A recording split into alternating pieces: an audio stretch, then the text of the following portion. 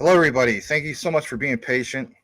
Like I mentioned in the comments, my dad had a huge mess. He fell asleep. He knocked his ice cream over everywhere, and it was insane. So I had to get that all cleaned up. Glad I got it cleaned up, and hopefully my internet's working. Hold on a second. Um, yeah, it is. Okay. All right. So just testing a few settings, making sure everything's good. But yeah, it was chocolate ice cream all over the table and smeared everywhere. I was like, my God, man. But it's what happens, I guess, when you get old. Things like that happen. But I'm glad to be here with you guys. So let's get this thing going. I didn't want to make you sit through an intro. You've been more than patient. All right, so we're going to start things off by welcoming a few of you guys, and then we'll kick it into what we have on the lineup. All right, let's start things off with Tim Shea, who says, hey, you may be the first comment. I don't know. Might have been somebody else. Don't know, but we'll start things off with Tim. Thanks for being here, Tim Shea, Mayor Crypto Commissioner. Thank you again for being here, man. JC the Man says hi. Good to see you, Josh Cornwell. Hope you're doing well and having a great summer vacation so far. If you're on summer, you think you're on summer vacation, right? You should be. If you're not, then you're almost out of school. Edward Vincent, I told my financial advisor I wanted to embrace ISO 222. He replied, buddy, with your budget, you could barely afford ISO 2.0. I get no respect. Yeah, you saw the thumbnail, right? Mr. Rodney Dangerfield. Well, good to see you, Edward. I hope you're doing well. Right on, man. Cool stuff. KK, the poor sell the dip, the rich buy the dip, the wealthy buy a lot. And you gotta watch this guy on Crypto Talk Now who happens to talk a lot. I'm kidding. All right, Mike, welcome back. Max, number one, son. Shaolin, son. Bring it. No, I'm kidding. KK says it's always the same FUD. It keeps you from being rich. Hence, ignore the FUD. Scare money will keep you poor. So be like Biggie Smalls and kick in the door and listen to Samo FUD if he's in the comments right now. Or say what's up to KK and hello brown cow. Why am I rapping or rhyming? I don't know. Bad rhyme, bad rap. Brittany's in the house. Glad to have you here. Happy Friday to Brittany. Appreciate you, Brittany.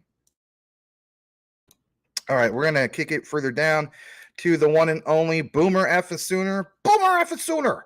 Thank you for being patient, my friend. Thank you very, very much. Henry Brown's in the house. He's saying hello to everybody. Glad to have you here, Mr. Henry Brown. Crypto Homes 777 with a new avatar of the, what is that, the Florida Panthers? Cool, man. Very cool. You must be a Florida fan, hockey, right? Let me see how they're doing. How are they doing? People say, well, how are you doing? Yeah. Game 4 is on Saturday. Interesting. All right. Coochie Boy is back. I've been wondering what happened to you. Glad to have you back, Mr. Cooch. All right, there's my message, everybody. All right, here's a question. Anyone else notice the number of wallets holding QNT is increasing at a faster than normal daily rate? When will we see a supply shock for QNT? Probably sooner than you think. I have noticed that. I have noticed there's been people that have even been posting, even content creators saying that they're all in, things like that. I got some criticism in the past about doing, the Quant and Jasmine thing, obviously from you know who. And then just out of nowhere, I don't know if you guys noticed, there's some other content creators that are including Jasmine in the same breath as QNT, literally in the thumbnail and so on. So, I guess you know who will have to go after all those guys too. I don't know. Just saying. All right. I want to also welcome Mr. Blackwood is in the house. Glad to have you here, Blackwood. Feels good. Does it feel good that it's Friday, guys? It should feel good. Hello. No respect, I tell you. Yeah. Rodney Dangerfield is like one of my all-time favorite comedians. I gotta throw him in the thumbnail once in a while, My mom also loved Rodney Dangerfield. Her favorite Rodney Dangerfield movie was Back to School, the Triple Lindy, and she used to claim she was joking, but she'd be like, "It's real. He could really do the triple Indy." I'm like, it's all Hollywood, but it looked pretty cool, didn't it? All right. Hey, there's a familiar face. Sobo says, "Hey everyone, glad to have you back, Sobo." Also Somo Fuck, Crypto Talk Now, he says. Glad to have you guys here. All right, we're gonna kick it in to the super chat before we start the show. I know you Nuggets against the Heat. I know you Nuggets against the Heat. Yeah, a bunch of Nuggets fan. Sure. But thank you, Henry Brown, for being here. Thank you for the super chat. Do appreciate it. Let me see if there's anything else I missed. Apparently there was, but I want to read a comment real quick from XXI. Welcome. Glad to have you. And Salamander. Ice cream, you scream, we all scream for Max, even though I'm late, but yeah. It's called Death by Chocolate, or as I would call it, chocolate death ice cream. Good ice cream, right? Every little bite's got little chocolatey goodness, but doesn't make good for somebody that's fallen asleep into it. I'll tell you that much. God, and he was reading the paper and he had his magnifying glass and the magnifying glass fell in his ice cream. And then it just looked like somebody took the ice cream and dumped it all over the table, all over the floor, smeared it all over the floor. And then it was dry. And I was like, I don't want to get a bunch of ants in the house. That's why I was like, I need to get this cleaned up. So I hope you guys understand. W. Irv. Remember back in the day? Irv got it. No, I'm kidding. You don't want to be compared to that guy. Welcome back, man. Glad to have you here. All right, let's read a super chat. I'm going to welcome this guy as well. Welcome back. This is 2 nights in a row. Hi, all, from Rick's Cogswell. Appreciate you. Achille Pierre, the best YouTuber in the space. Love the deep dives. Thanks, man. Obviously, there's people with better professional equipment. I hope to get to that point, I should say, at some point. It'd be nice.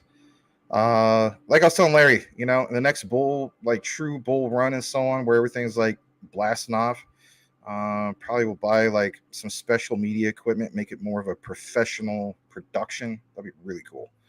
All right, Rivers in the house, and then Henry Brown with a super chat. We know Max is a super Nuggets fan and Heat's losing. Well, I am a fan of Jokic. I do respect his game. He dominates. Jamal Murray has some of the best handles in the game. But down with the Nuggets, my friend. Down with them. Shame on you. No, I'm kidding.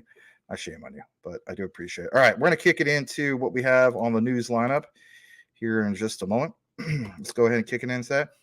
Believe it or not, we're going to start things off with a new sideline reporter for CTN, and he is the one and only Din G, aka Din Yu. He sent me a screenshot from his phone, and basically it is in regards to what you're about to see right here. So let's go ahead and get into that. And it's this. I say it's this, but let me highlight that real quick. All right. So it is an article from Cointelegraph in regards to crypto.com. And of course, this affects me as well, because I do have crypto.com. This affects quite a few guys too. It affects everybody, technically speaking. I mean, even if you don't have your crypto on their exchange, still, this is big news, right? So let's get into this for just a brief moment. All right. So on this article, in which I think I have blown up good enough, Crypto.com suspends U.S. institutional exchange service. All right. So the global cryptocurrency exchange cites limited demand for institutional grade services under current market conditions. Now, for somebody like let's just be honest, right? Most of us, right? There's some of us are not, into some of these things, but I would say for most of us, this seems more than peculiar. This seems just like, when people say that this stuff is planned, this fuels that fire of that debate of this is planned. All right, let's just be honest about some of this stuff. Why wouldn't there be demand? Are you kidding me? There's tremendous demand, right? So, I mean, I think this is nonsense, okay? And I think this is just, like a scapegoat cop out for, hey, I don't want the SEC coming after us, because in reality, they understand that the SEC got their sniper scope on everybody right now. Crypto.com will no longer serve institutional clients in the United States after announcing the suspension of the service starting June 21st. Yikes, right? The Singapore-based cryptocurrency exchange cited limited demand from institutional customers as a primary reason for the move, which has been exacerbated by testing prevailing market conditions. Now, what do we know from this, just based off on what's on the surface? Let's again be honest about some of this. When we talk about supply and demand, this creates that much more demand for some of these assets, does it not? Let's get a little bit more into some of this. A statement from Crypto.com noted that the platform's institutional users were given advance notice of the decision to suspend the service. Crypto.com's retail mobile application and platform remains fully operational in the United States. True. American retail users still have access to cryptocurrency derivatives trading, regulated by, of course, the Commodity Futures Trading Commission, as well as the exchange up-down options offering, which allows users to open long or short trading positions on future movements of various cryptocurrencies. Crypto.com remains open to a potential relaunch of its institutional exchange. And here's one of the key things. Open to this, right? In the United States. Of course, they're going to be open to it. Things will change, everybody, right? But how soon will things change? Now, speaking of which, I truly believe, and I have outlined, and I know this is, of course, Crypto.com news, you owe it to yourself to watch the deep dive that came out early this morning in regards to Jasmy. It ties a lot of things in other than just Jasmy, right? It says DFFT update, as in data free flow with trust. The reason why it's so important to understand DFFT is because it is truly the pathway forward for that regulatory framework. It literally is the framework. When we talk about we need to get the framework, that is the framework. So before, back in 2019, technically speaking, the inception of a blueprint of the framework was basically introduced. And ironically, it was introduced to the World Economic Forum. And it was introduced by the late, great Shinzo Abe, right? We know that he was assassinated, I think, by anarchists like a couple years ago. Sad thing, right? Or a year ago. But my point is that is going, it's transforming itself. It is entering into the part where it's not coming into full fruition, but it's at the, goes from blueprint to literally the framework. The torch was passed from Shinzo Abe to Taro Kono. Taro Kono has now literally passed the torch on even to the current prime minister. And like I mentioned in the deep dive video, that prime minister literally showcased what they're trying to do with DFFT at his own home residence. Like I also mentioned in the deep dive, can you imagine if President Biden showcased some kind of regulatory framework for crypto at the White House? You know darn well that's not going to happen. I'm telling you flat out, you owe it to yourself, even if you're not a Jasmy holder, to look into that video. It's worthwhile. All right, we're going to wrap things up in regards to this here in a bit. I want to mention a few other things here. It says while it closes the curtain on its U.S. institutional offering, Crypto.com recently received an official major payment institution license for digital payment token services from the Monetary Authority of Singapore, allowing it to offer services in the country. Back in June, or recently, I should say, of this year, it says it has proven to be a tumultuous month for crypto. It has exchanges in America, especially the SEC set its sights, or as I would say, sniper scope, on Binance, Coinbase, starting legal proceedings against both exchanges for a myriad of alleged securities laws violations, right? The wider cryptocurrency ecosystem has hit back at the SEC's actions, right? It's not just Ripple fighting them against them. This is a conglomerate war against the SEC. I mentioned this in the past, had I not? I said I felt as though that Charles Hoskinson of Cardano should have, had the back of Ripple. He didn't do that. But guess what? We saw what happened with that as well. So I mean, this is not just a battle of Ripple and the SEC. This is a war on crypto, right? And all these different, DLT projects, you name it, need to come together, and they need to unite against the SEC, right? That's the bottom line. All right, we're gonna kick it back into the comments for just a brief bit. I'm glad to share that with you guys. Thank you again to Mr. Din Yu, aka Din G, for providing the sideline and reporting to refer me to this article. All right. So please smash that like if you haven't done so already. Let's try to get this out to a more broader base. We have roughly about 27 people here. Numbers kind of down still, but I've been informed that things kind of take off a little bit later into the show, and that's okay. All right. But no, I am not a Nuggets fan. Down with the Nuggets. We won't have a super long show because it is game 4, right? I don't want to see the Nuggets take a 3-1 lead. I want to see the series tied. Sobo's against saying hello to everybody. Again, glad to have you here, Sobo, on a Friday. River says watching on the road tonight. Interesting. Or hopefully listening on the road because you don't want to crash, but I know what you mean. GS is in the house. If I skipped anybody, I didn't mean to. Calvin's in the house. Ada hit hard, and for why? Because they've been the target of the SEC as well. The other day, somebody mentioned that it was Luna and not Luna Classic that was, labeled security. Both were labeled securities by the SEC. In that 67 different crypto thing that they released, right? So it was also UST, right? USTC. Everything Luna related was under that umbrella. All right, so but yeah, glad to have you here, Calvin. GS, appreciate you guys. Also want to welcome Mr. Magic Power. He says, "Hello, guten Tag, Liechtenstein Exchange. Just be in the house." He always says that. That's okay though. He's like that one guy. I forgot who it was, but he would say, for instance, XDC is the Ethereum killer. Bobby something other. Anyway.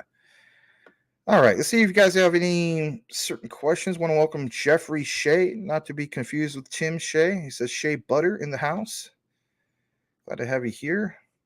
Boomer F and Sooner says, do you think the bull run will wait until all this SEC bull malarkey is over?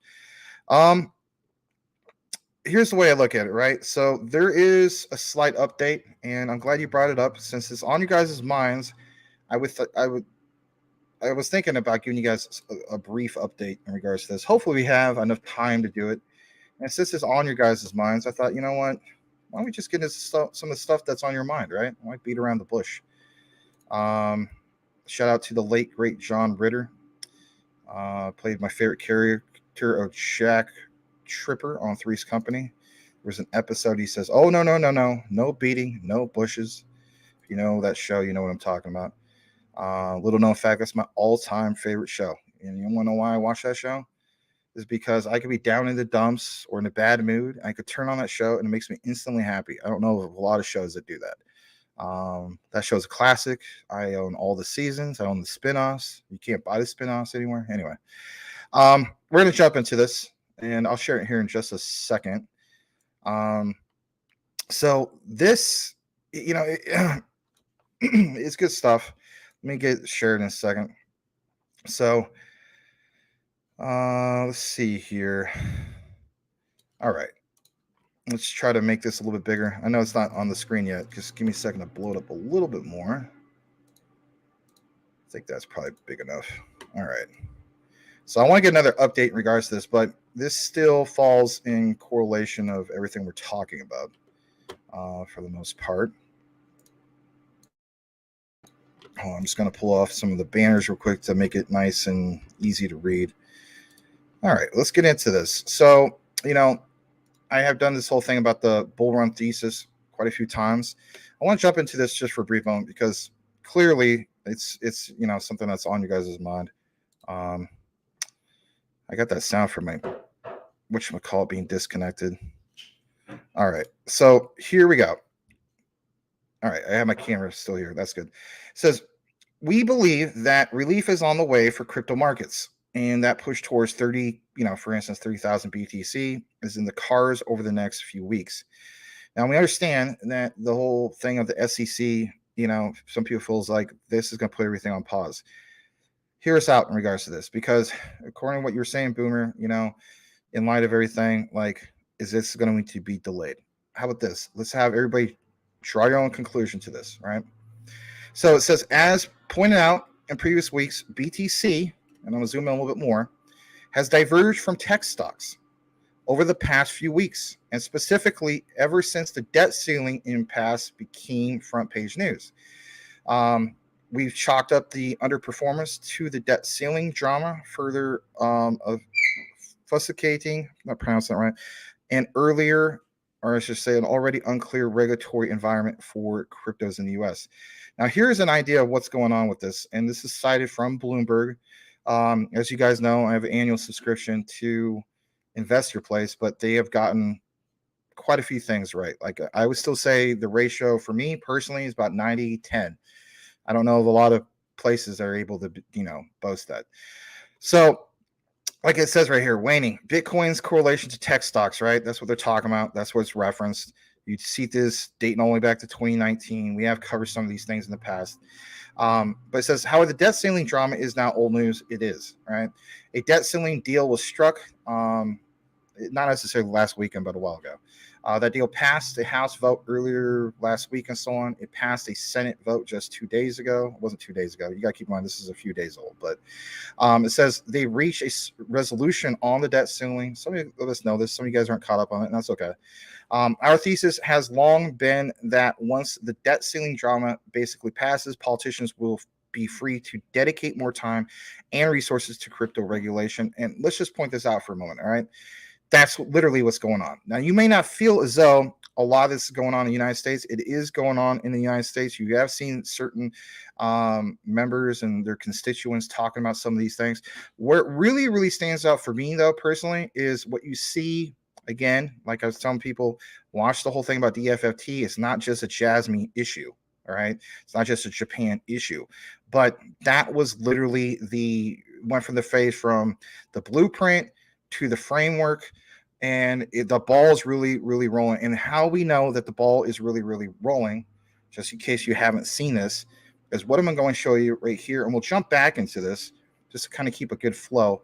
But I want to share this with you, okay? And if anything, I'm going to drop this video into the live. Please smash that like if you haven't done so already. We want to get this broadcast out to a broader base. I don't know how many likes we have, but we have 34 people currently watching. I'm going to show you this of what I'm talking about. And you may be familiar with this lady. You may not be familiar with this lady. I don't know. But nonetheless, I want to basically bring this to your attention. And let's see where we're at on this. I'm just going to double check something real quick, because I might not have the exact file that I want. I want you guys to get the right one. So give me just a second to pull this up. This is not the one. Hold on a second. Okay, I got it. It's the G7 Digital and Tech Ministers debate regarding cross-border data flows, where you have Margaret Vestager, if that's the right way to pronounce it, in the European Union, who debates in Japan, right? Why would somebody from the European Union debate in Japan in regards to some of this stuff, right? So we're going to play this for you. Here we go. Give me just a second to pull this up. Thank you very much, and thank you very much for the work done, making this a top priority of the Japanese presidency. We very much agree with you that there is currently a gap in international governance, where there is no forum where democracies like-minded as we are can efficiently cooperate with stakeholders to enable data to move cross-border with protection, and in doing that also fight against digital authoritarianism, because it is a real thing out there.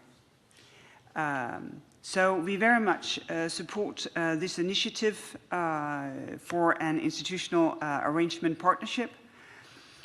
Obviously, it's important not to duplicate what other organizations are doing, in particular trade issues being negotiated in the WTO. And I think in the scope defined in the declaration, a lot of care has been taken to add value. I think this is quite obvious what can be achieved. And in doing that, I also see that this is a very welcome vehicle for making the principles that underpins the Declaration of the Future of the Internet a real thing, something that happens in real life. I think also in that respect, this partnership will prove very fruitful. On that note, allow me to digress for a second to take this opportunity to invite or encourage our invited partners who have not yet signed up for the Declaration of the Future of the Internet to consider doing so as one of the outcomes of this meeting. The value that it brings in this room, I think, is very important. And the weight will only be increased if very important countries like India and Indonesia will join and support it. I think it would be a very, very strong signal for everyone here present and everyone looking at us. Coming back to the partnership, we believe that the scope of the initiative should be broad to extend to such issues as the protection of non-personal data, fight against malicious state behavior and disinformation, protecting of human rights online. And I think what has been discussed here is also showing that we have heard the call from multinational businesses to make this ambitious. I found it very encouraging to have the letter and the words from this part of the business community to urge us to be ambitious. I think that also shows the need for it. And since we have agreed on the OECD guidelines on government access to data, I also find it very promising that the partnership could be a facilitator for this. So we are very much in favor of exploring concrete solutions, both technological and legal, to ensure trust in the digital sector. And here, of course, the partnership should in particular work on the increasing recourse to model contractual clauses that we, as ministers, recognize as common practices to promote trust in our declaration last year. So this year, I think it's very promising that we can agree on the principle for such a way of organizing ourselves, provide general guidance on the possible issues that should be worked upon, and mandate the G7 working group on tech and digital issues to come back with concrete proposals, definition of scope, decision-making processes, criteria for selecting members, budgets, organization of the work of the Secretariat, and in that, of course, also looking very much forward to hearing the OECD contribution to the discussion that we have right now. And obviously, we will contribute actively and in the best possible way to make this a real thing, and being very grateful on your leadership on this. Thank you very much. All right. So you may be thinking, well, who the heck is this lady? You know, I got bronchitis. Ain't nobody got time for that. Well, guess what? You got time to find out who this person is. Let's get into who this person is just for a brief moment. So I want to show you exactly who in the world this person is. And, it's good to do things like this, right? I mean, let's face it, it is. So let's go ahead and share this. And here it is. This lady, let me go ahead and come back into the screen for just a moment. And I'll zoom in a little bit more. Her name is Margaret Vestager, if that's pronounced the right way. Might not be pronounced the right way. If you're wondering why is she talking about some of these things, right? Well, she is currently a Danish politician, currently serving as the executive vice president of the European Commission for Europe Fit for the Digital Age since December 2019, and European Commissioner for Competition since 2014. Vestager is a member of the Danish Social Liberal Party and the Alliance of Liberal and Democrats for Europe Party. Now, here's one of the key things, right?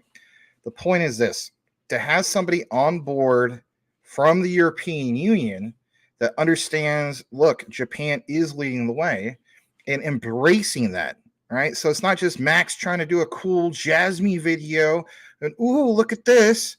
No, not like that at all.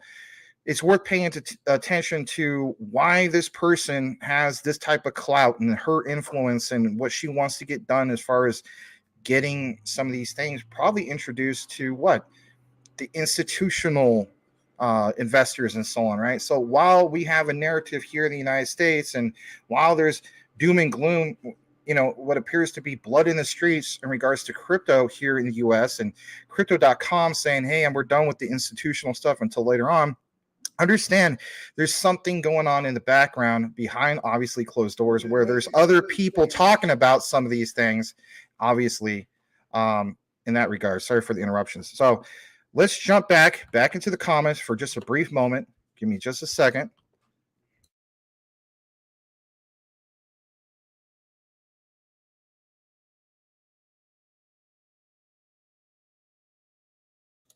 All right, sorry about that. Let's get into this. Here we go. We're going to get into the next comment, which I believe was right under Boomers. GS states, Boomer, when a new administration takes control, then we start. And let's see here. Coochie Boy, why do we even expect a bull run is beyond me. Tim Shea says, of course, that was from Coochie Boy. That's right. Tim Shea, not sure if anyone else staked XRP on Dexbull, but just want to say you earned 200 and just unstaked. No issues. I don't want to be staked if XRP starts to pop. I have to look into that because I did that a while back. So I have to thank you for the update in regards to that. Calvin says, hi, Tim. Our friend Gensler might be painting himself into a corner. Maybe he's already into a corner. It's just his way of fighting back. It's kind of like a rabid animal, I guess you could say. Brian Dowie is, okay, 150. You can pull out. All right. Let me go further down. Boomer said it like you. Vaseline. My God. All right. XRP will be harder to get with BNB fiasco, right? On certain exchanges and stuff. I don't know if it's going to be all that hard to get off of KuCoin, though. SEC is similar to the admin with the paddle. They only enforce. Yeah, that's one way of looking at it. Salamander states, the USA government will regret falling behind to technology for all crypto. They will regret it. We're going to look like international fools, in my opinion. Tim Shea, Boomer is crazy. It's out there, but not much talk. True. You got a gorilla on the U.S. government, the SEC. I did see that, Robinhood. Yep. I did see that news that broke earlier. Rivers giving us a heads up that he's going to be safe and okay. He's riding shotgun. All right. Tim Shea says the SEC is only supposed to enforce, but are taking upon themselves to pick and choose what a security is and what is not, basically. No clarity. No one buys Binance USD with expectation of gain. Same with, yes. So exactly. I don't know who was it that said that earlier a few days ago. I think BitBoy Crypto was saying that. I think Jake Gagan was saying that. There's a few other content creators who are saying the exact same thing. Sorry being late on the super chat from Salamander. That was at 6:46. Well, you didn't have to wait too long. Sorry about that. June 13th, 2023. Him an emails. Time to buy more XRP. Well, then I think we can agree that then the time would be now instead of waiting until then. If you're waiting until then to buy XRP, everybody, then you're definitely, in my opinion, I would say more than likely not going to see it at these particular prices, right? No. But thank you so much for the 223 super chat from Salamander. Appreciate you, Salamander. I'm going to refresh the other screen, making sure I didn't miss out on anything because I hate when you guys get your super chats kind of delayed. I think we're good. All right. We'll read a couple more comments. Blackwood says Financial Services Committee has plans for the SEC. Crypto in the United States will be better after Biden is gone. That's a true statement. I'm gonna see how we're doing the lights real quick. I know, I put a lot of emphasis on it, but it does really help get the show out more. 22 likes, have 40 people watching. We should have more people hitting the like, please. It's free, it doesn't cost you anything. But do appreciate it. All right, Salamander's got a question. Why is the government SEC hitting crypto so hard if we are not even 1% of the economy? That's a great point. I mean, I love the logic that you have here, for real. They must know something we don't know. Yeah. What's all the fuss if it's only representing 1%? Oh, well, we're trying to protect the investors. You're trying to protect 2% of investors. Well, they count for a lot.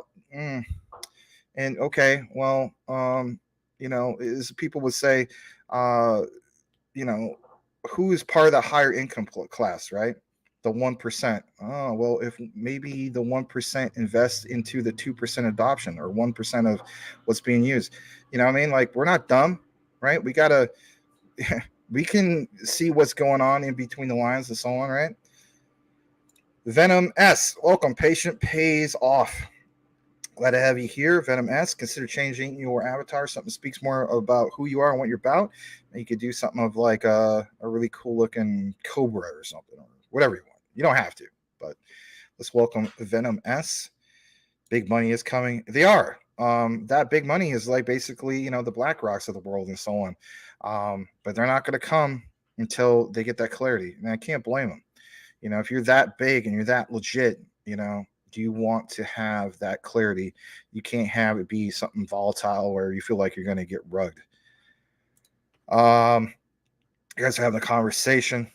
All right. Let's go further down. We'll get back into this in just a moment. Henry Brown says once XRP, XLM, XDC goes up in value, he'll be so rich that he'll have his own women's beach volleyball. Ooh, this is going to get interesting. And I have officially joined the Wu-Tang Clan. They call me Old Dirty Bastard, live and uncut.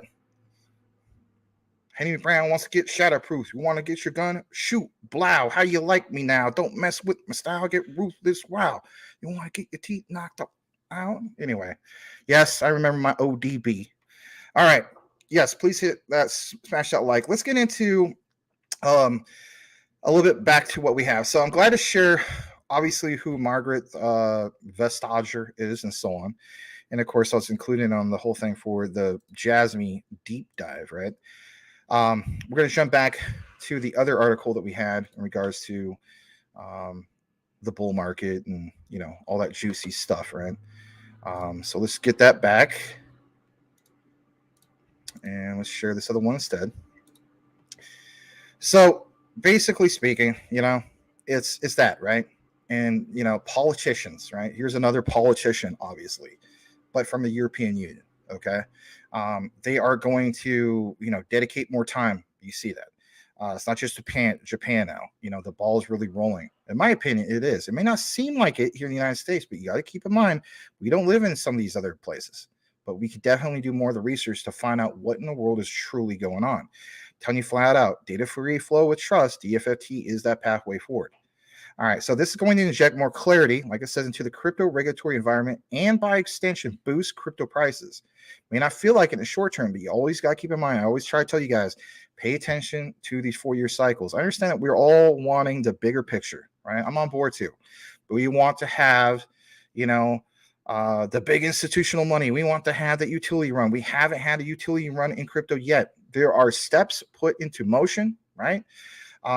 May not seem like it, but those things need to happen first before we get, the utility run. We all are rooting for the utility run. If you don't know what utility run is, basically speaking, if you're all about XRP, XLM, XDC, some of these other assets, QNT, HBAR, you name it, right? Casper, Algo, you got to come to the conclusion, IOTA, right? That, certain things have to happen first, right? Like what we're talking about, the clarity, the black rocks come in and so on, right?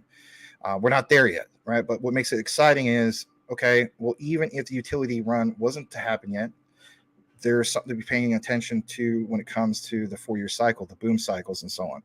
I still feel as though that we're in an accumulation phase. I do not want to buy these assets in the next phase, which is a markup phase. Don't get me wrong, right before that little sweet spot of the markup phase, you can still get some pretty nice, things on sale and so on, but nothing compared to, in my opinion, the accumulation phase. All right, so we're going to jump back into this real quick. It says the Senate passed the debt ceiling, as we know, but not 12 hours later, the Republican chairs of the two key House committees, House Financial Service Committee, Chairman Patrick McHenry, and House Agriculture Committee, Chairman Glenn Thompson, released a draft bill that looks like the most complete piece of crypto legislation ever offered forth in Washington, D.C.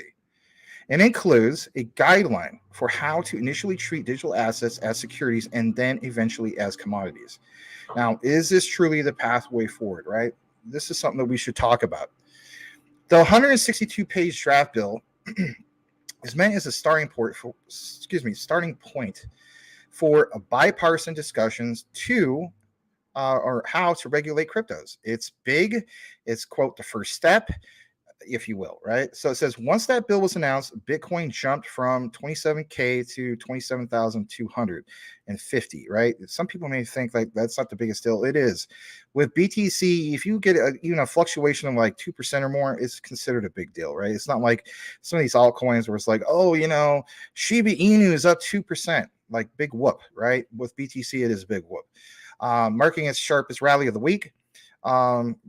Investor Place basically feels as though that's a glimpse into the future. It may not be on par with Investor Place. I keep up with it because I feel as though they have called it many times where other people feel as though that they're calling it, but they're basing it on what? They're basing it off opinions from people just in the general chat and so on. Again, but for me personally, I don't do that. Nothing against people. I go by the data. Data stirs up something different. It says, we believe we will see lots of progress on the regulatory front over the next few weeks, and that this progress in combination with a potential Fed pause in 2 weeks could spark a big June melt up for cryptos. We're basically in June, but we're not deep into June yet, right? And there's other things obviously happening in regards to June or around the world, right? We focus on Japan with what what they got going on. We saw that recent report about was it the stable coin thing, right? Is finally coming to fruition.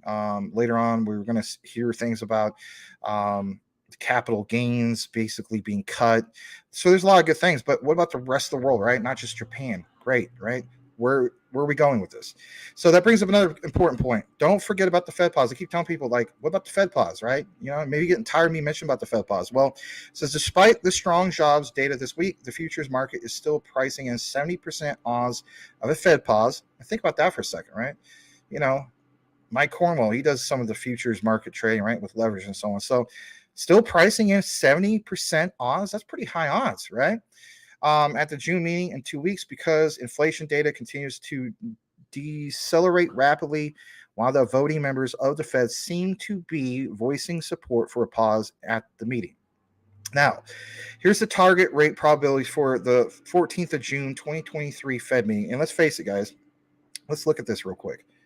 The 14th. What day is the 14th? That's next Wednesday. So you better believe that by next Wednesday, we should all pay attention to what the heck is going to happen. Now, I have stated numerous times, I feel as though if we get a Fed pause based off of the data, right? You got to keep in mind, Investor Place, they have been killing it with some of this information. And they have been right so far. And basically, it's like this. We get a Fed pause, it is literally blast off. At least in my opinion, their opinion is so on. You may differ from that. You may be the guy who's like, nope, Max, not going to happen. Like the beat of your own drum. No offense, just for some people, right? No disrespect, but I've heard it since well into last year. Before summer last year. Oh, Bitcoin's going to crash to 12K. Well, some people were close to that. Some people basically, we saw, was it 15,800, I think? And we knew based off recent data, that was the true bottom. And if you don't believe me, look into some other people who've been reporting it, right? I know some of you guys aren't exactly the biggest fans of BitBoy Crypto and so on, but he has a special guest, Frankie Candles. Frankie Candles mentioned the same thing too, right? That was the bottom. I basically said I felt as though that was the bottom for a while. Some people are like, no, Max, that's not the bottom. Hey, it's okay. You know what I mean? We can agree to disagree. I don't mean no offense or disrespect to anybody. All right. So let's get further into this. It says the last crypto boom cycle was confirmed by a Fed pause in early 19. And this is why we point out some of the 4-year boom cycles. You got to pay attention to some of this stuff, especially if you're new to crypto, because it gives you an idea about, like, you know, some of the market conditions. And let's face it, when it comes to some of these conditions, some people get really emotional about that. Oh my God, you know, my hard-earned money, everything I put into this, you know, if I was going to retire early, hey, I'm in the same boat with a lot of you guys, right? You know, I have big goals just like the next guy. You know, you start to, you know, no one wants me to mention this, but let's face it, some of us get scared about some of this stuff. You know, it's like, oh my God, like, you know, and then you start doubting. This is where FUD comes, right? Fear, uncertainty, doubt. And you start doubting stuff. And you know what makes me come back to, like, getting right back on track, right? And not focusing on the doom and gloom? It's the research. It's the innovators and so on. I say to myself, why am I going to doubt the research here? Why am I going to doubt understanding, like, true distributed ledger technologies and where they're going? And, you know, some of these partnerships, let's mention HBAR, for instance, Hedera. You know, we got Dr. Lehman Baird, I believe, sometime next week is going to be doing an AMA. You should tune into that. We'll give you more information about that. Maybe not necessarily on this show, but we'll mention it here soon. Pay attention to that. Why would Dr. Lehman Baird all of a sudden come out of the woodwork and, you know, do a Twitter space style AMA? That's powerful stuff. So my thing is this, you know, Hedera's HBAR, they have a very impressive, if not the most impressive, governing council, right? Am I going to all of a sudden give in to all the doom and gloom and the fear and just say, well, you know, Dr. Lehman Baird, who's literally a freaking scientist, for crying out loud, who invented the hash graph consensus, right? It's not even a blockchain. It's you know, the hash graph protocol, totally different, very impressive, maybe more efficient. The greenest of the green as far as distributed ledger technologies. I'm going to dismiss all that, and I'm just going to give in, and I'm going to cash out for a loss. What a crock. I'm not going to do that.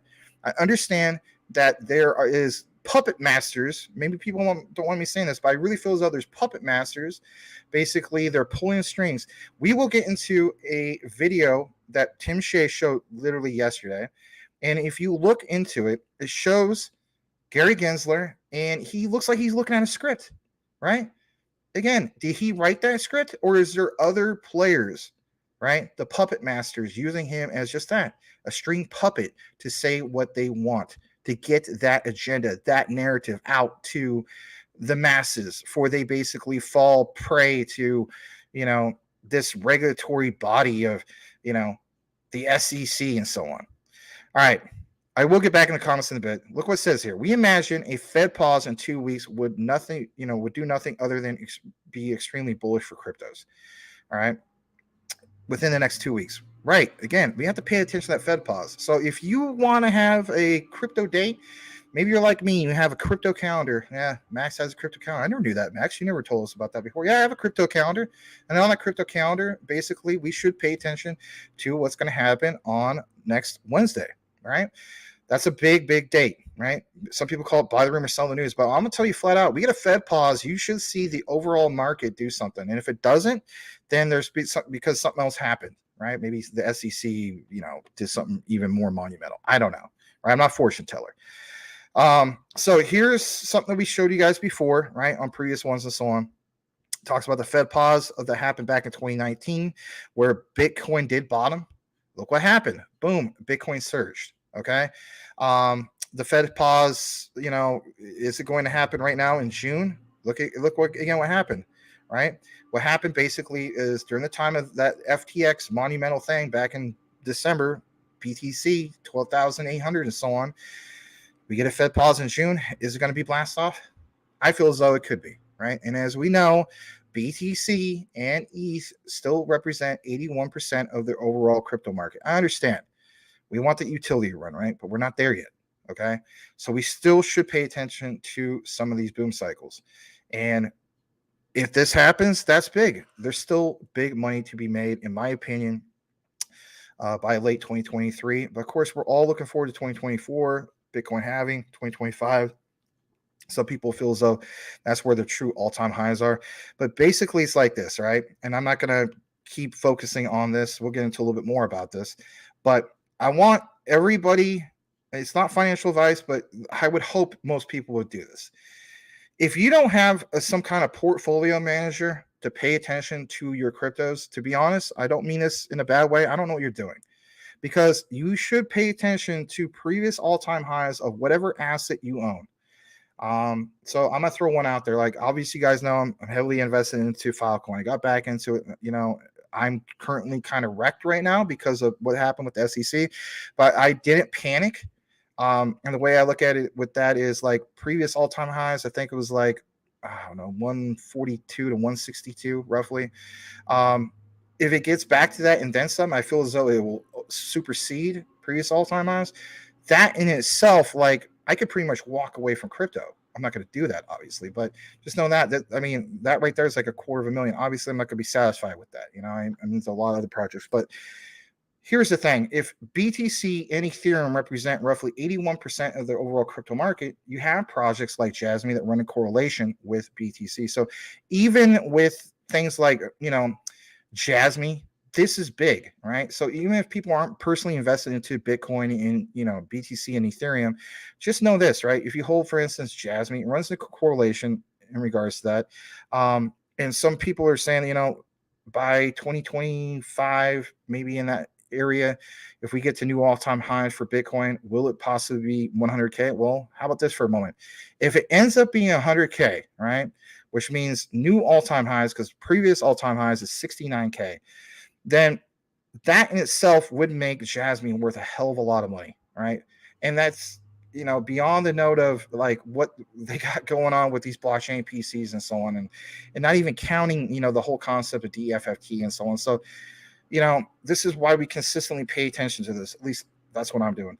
We'll get more into some of what we have for this outline. I want to get back into the comments. I know this is quite a bit to take in, but if you hold this stuff and you've been paying attention to what's going on, it's definitely worth like looking into all of like the data, whether it's, KPI numbers, whether it's, what's going on with inflation. Is it really going down? I mean, there's a narrative of, people you just talk like in a pub or, at work in the break room or and whatnot. And there's another narrative of like, hey, this is how it really is. I personally want to pay attention to how it really is. The actual metrics, the actual data, the actual analytics, right? All right. Still love this comment from Henry Brown. That's pretty cool. I'm going to refresh the other screen, see how we're doing, making sure I didn't miss anything. Hopefully you guys have been enjoying the show so far and appreciate the content. I do appreciate you guys. I know that sometimes we have shows that are better than others and so on, and it's all right. Like I said, I'm really going to try to help Larry with this whole problem with his internet. I gotta help him figure that out, whether he can or not. It's too bad that we don't live in the same state. I would just drive over his house and literally find out what the heck is really going on. But anyway. All right, let's go further down. She does. It's ridiculous. I mean, I think at this point, it's not, a Democrat Republican issue. It's basically she just sucks in general. And for people who would want to vote for her, it's just like, if you're in the crypto and you're really realistically going to vote for her, I don't know what people are thinking. I'm just going to throw that out there. I try not to get political, but I think unanimously people feel the same way who truly follow all this. All right. All right, Dingy, they already do it. All right, that's crazy. Anyway, that's all right. Menace, welcome back, man. Hello everyone. I'm here watching on Roku. That's cool. I didn't even know you can broadcast CTN on Roku. That's cool. Just a quick hello and hodl. All right, no problem. I understand people enjoying their their weekend, their Friday. Guys, please smash it like if you haven't done so already. Maybe we can tick up into the 50s. That'd be pretty cool. Let's see here. I gotta see how I'm doing on my time. I think I'm all right. I do want to at least catch the fourth quarter. Originally was not going to be on today, but I was like, man, if that's the case, I would have only been on once this whole week, and I don't want to do that. I want to at least, get back on a regular routine with you guys. All right. Blackwood says pathological liar. Her entire career is based on total lies. Crypto fuels fentanyl trade. Of all things that Biznatch, I'm not gonna say the real thing, could say to keep her position. WTF. Okay. Jasmine falls, right time to buy. Yeah, I mean, we saw it, touch the 0.003s. I mean, come on. I mean, God, I mean, you could get even counting fees, you get 200,000 Jasmine for like maybe slightly under 800. No, at the $800, don't get me wrong, it's a lot of money still for a lot of people and so on. But the way I look at it, that's a buy. Or how about this, 100,000? You could get it for like slightly under $400. That's are you kidding? That ain't bad. My first bag of Jasmine cost me basically I think like $660, right? For some people that were into this thing since the beginning, it definitely cost them quite a bit, right? All right. Mr. Lambo's Crypto Talk. So what's up, CTN fam? Glad to have you here. Some of us says the manipulation is only need to get worse before it gets better in crypto. It is only a distraction to shake you out of the game and your bags. That's a good point. We'll read a few more comments, see where we're at, making sure I didn't miss anything.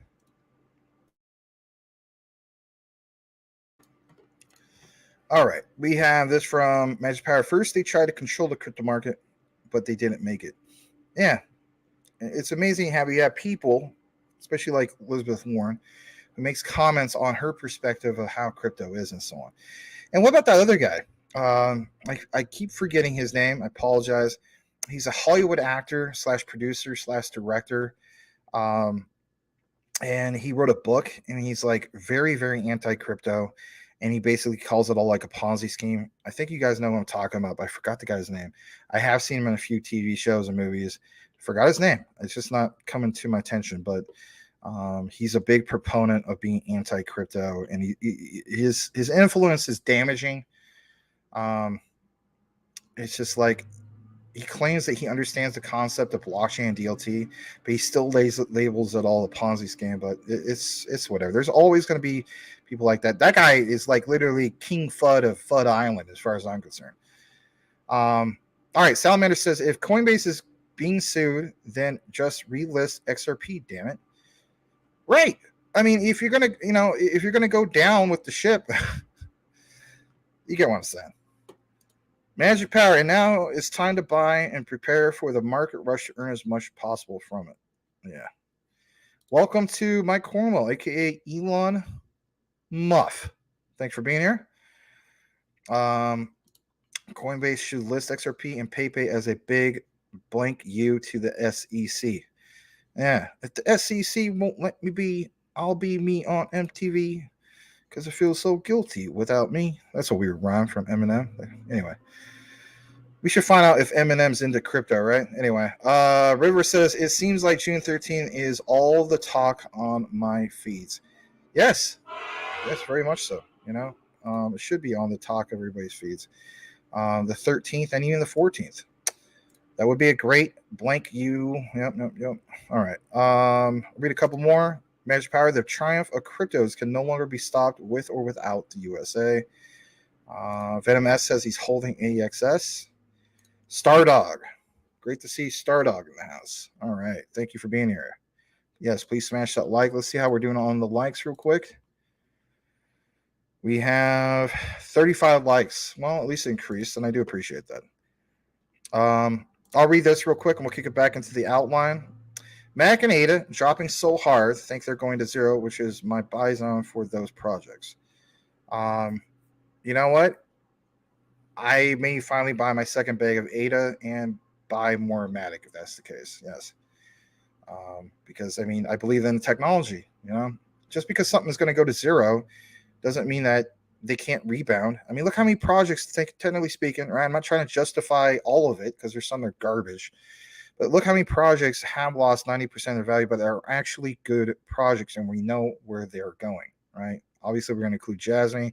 You can include XRP. You can include quite a few other ones, right? All right. Joker's Wild, let's welcome you. Link went to zero last bear market, so it can happen. Yes, that's a great point. Let's bookmark that as a reference. let's kick it back to what we have. I'm just going to double check where I'm at on this game real quick. Let me see. It is 2 minutes left of the third quarter, so I'm going to have to wrap things up in a little bit. I'll try to finish this. So let's get back into this outline real quick. And here we are. All right. So, yeah, we showed you guys that. It says the technicals confirm that a big short-term melt-up could be on deck. BTC is holding a critical support level, which is keeping the 2023 technical uptrend intact. Just barely, though, right? To be sure, barely counts in the world of technical analysis. And in reality, more so when it comes to BTC. And we know this, right? I mean, if you have a fluctuation of 2%, 1%, that barely is worth, paying attention to. Because like I mentioned before, BTC and Ethereum represent 81% of the overall crypto market. So that barely is literally the support. When we talk about support, like this is why so many people pay attention to BTC. There's always newcomers that are like, man, you guys must all be invested in Bitcoin. No, that's not the case, right? Yeah, I held Bitcoin back in 2016. Okay. I didn't consider my true crypto journey to happen until early, January 2021. That's for me. Some of you guys are into it longer than I am. But just because I'm in the BTC in 2016 doesn't mean like, oh, I'm an expert on crypto at that time. No, I don't consider myself getting really into crypto and, blockchain, DLT, and all that stuff until I got into altcoins in 2021. That still was a learning curve and a journey, and I'm still on that journey. So yes, BTC showed strong support at the bottom side of its 2023 uptrend. It bounced all the way to the top side of that channel. If history repeats itself, BTC could surge, listen to this guy, 30% over the next few weeks, right? So short-term technicals on Bitcoin, as in BTC, look bearish. BTC needs to show strong support with a bounce soon to preserve the 2023 technical uptrend.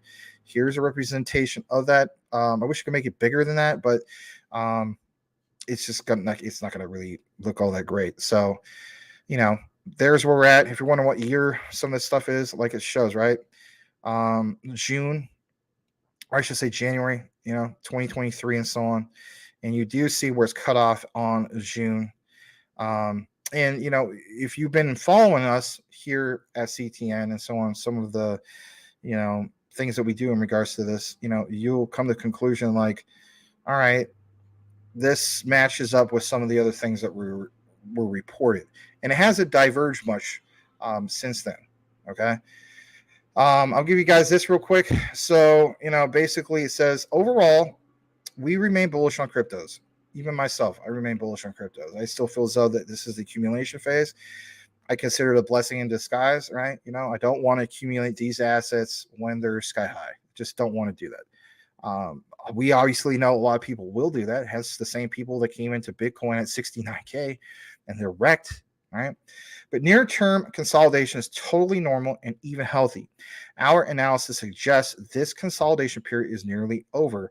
It could be time for the next leg up in the 2023 crypto rally, which means, of course, now is a great time to be fully loaded, listen to this, in our crypto portfolios. This is where you get the expression of, are your bags packed? Oh, my bags are packed. Well, some of us have our bags fully packed on certain ones, and there's ones where maybe we're just 25% packed, 50% packed. You get where that comes from, right? For me personally, I'm looking to, reach some of the goals that I want to get to. Hopefully I reach most of those goals. But you know what? If I don't reach the goals on all of them, I'm not going to beat myself up about it.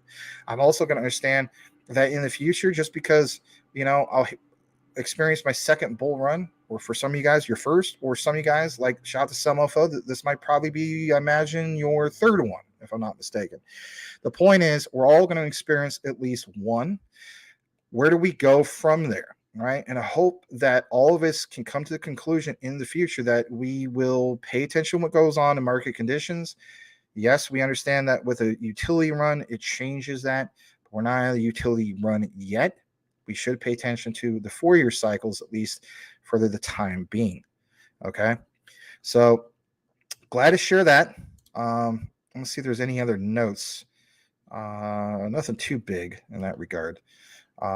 I will have to wrap things up here. I did have some other news I wanted to share in regards to Jasmine and some XRP and so on. Um, I might just let me see here. I might just do one in regards to XRP. Yeah, I'm gonna do one just real quick for the XRP people, which is all of us for the most part. Let's do that before I wrap it up. This is from the great um, Riz. Gary Gensler resigned, who's at Riz XRP. We've been following each other for a while. We haven't shared Riz's content for a while, but this is from Mr. David Schwartz, aka Joel Katz. It says JP Morgan at the end. Let's go ahead and play this. Smash that like if you haven't done so already. Here we go. We have the technology to allow every financial institution on the planet to settle with every other financial institution in a compatible jurisdiction in any asset in seconds for less than a penny. Just think about this. Anyone who's made a payment knows that we're nowhere near that today. But imagine every financial institution settling with every other financial institution in seconds for less than a penny, any asset. That's fundamentally transformative. We have the technology to do it. Now we just need to figure out how to drive the adoption. And of course, there's all the challenges with there's incumbents, there's regulation, there's inertia. There's the there's big players who are really trying to defend. If you're one of the largest banks in the world, you want to push pause or stop on technology. Because you're in the lead. So of course, you say you love technology, but obviously you wish you could stop it. So we have the technology to allow every financial. All right, a lot of you guys have seen that before, right? So it's nothing new. But the point is, sometimes we got to be reminded about some of this stuff, especially in light of what's happened here recently. That's the way I look at it personally. Last but not least, before I wrap things up, I will get into some more comments before we close out the show. I know it's kind of a shortened show today. Just I do want to be able to watch at least this game 4. But basically speaking, please give me a follow up here if you use crypto Twitter at DPG Maximus. If you want to follow Larry, he's the one on the top, but I'm at DPG Maximus. But I will get back into the comments. Hope you guys, appreciated the content that we provided you here. I do agree with Joker's Wild. H-bar is a winner for sure. I mean, that's the thing, right? Even with ADA, right? Some people feel as though I'm soured on ADA. I don't like the idea that I put $4,400 into it, or I don't know if it's 4,000 or 4,400. I think it is 4,400, but whatever the case be, I wish I would have bought 4,000 of it like when I was at rock bottom. I didn't do that as part of the journey, right?